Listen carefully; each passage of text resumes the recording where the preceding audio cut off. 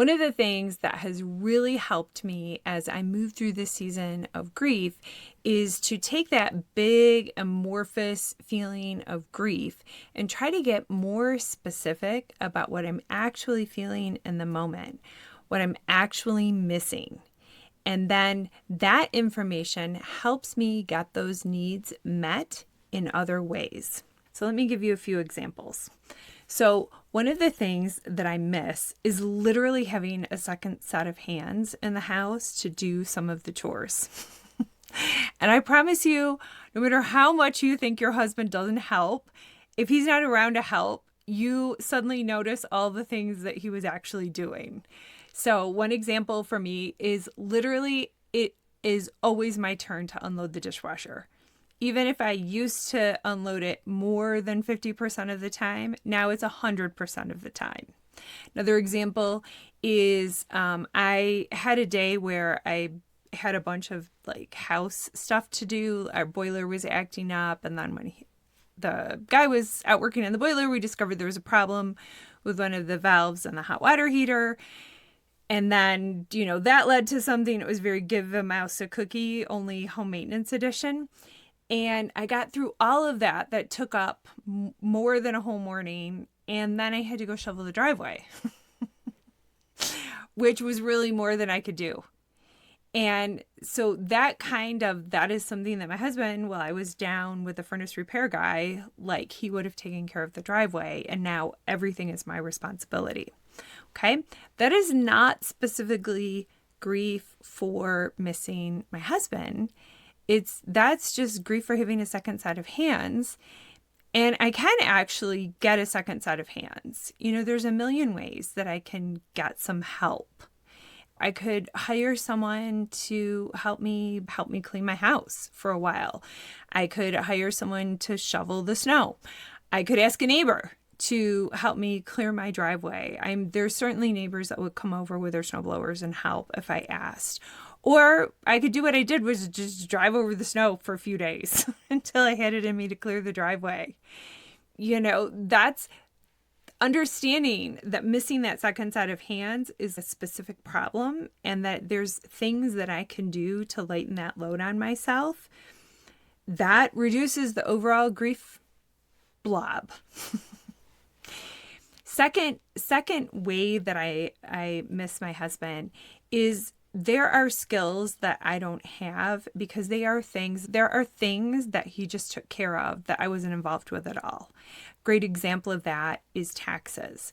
I last did my taxes when I was like 26 years old. Okay. It has been 30 years since I have done my taxes. I have to learn a new skill. Planning vacations. He planned all of our vacations. I don't know the best way is to go figure out, a good airfare. These are all skills that I can learn, or I can hire someone to help me, or I can ask a friend. But I'm just noticing like there is a frustration that I have all these new skills to learn all at once. Okay. That is different than missing the human. Okay. That is like missing a skill set that I used to have access to. And I have to find a new way to get that skill need covered. Okay. I can do that. I can figure it out.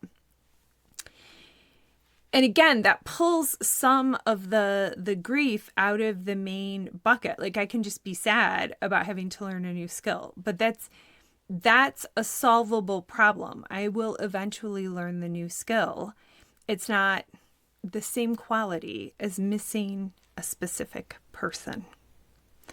Okay, the third way that I notice that I miss my husband a lot is that he used to like be my favorite person to share my joy with. If I finished a big task, or I made a difficult phone call, or like I did something I was really proud of, I got some exciting news, I would go charging into his office, and he would share my joy with me. I just couldn't wait to run upstairs. My office is downstairs, his is upstairs. I just couldn't wait to run into his office and share the news with him. Or had something funny happen to me, or had something frustrating happen to me. He was the first person I wanted to tell. And that feels like a truer version of missing him. And at the same time, I have a lot of other relationships in my life. I have a lot of friendships. I have other family that matter to me that I can cultivate the habit of telling them. You know, if I have great news, my best friend absolutely wants to hear it. And so it's a new habit of deepening the friendships I have. And I still get to share my joy. That is a need I can still get met other ways.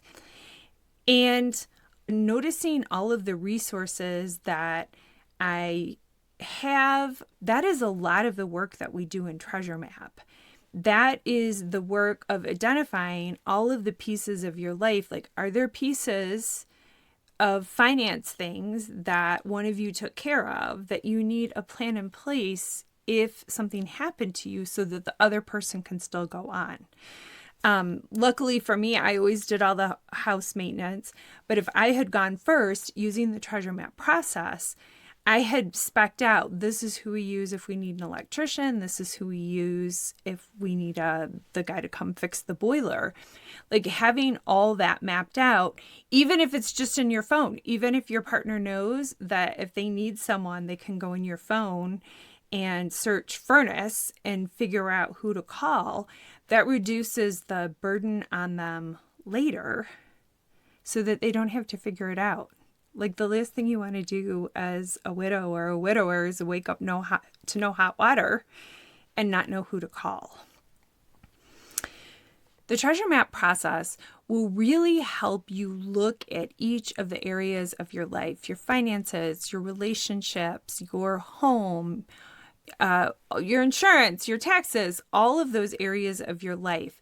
And it will make sure that you are well resourced in each one of those areas so that if something happens to you or your partner, you're set up for the smoothest, most comforting grief experience that you can have. This type of peace of mind that I have, because we did all of these preparations, has made such a difference, and I want that for you as well. The first step is to hop on a call with me, and you can go to the link in my bio, and we'll just talk and see how Treasure Map process can help you as well.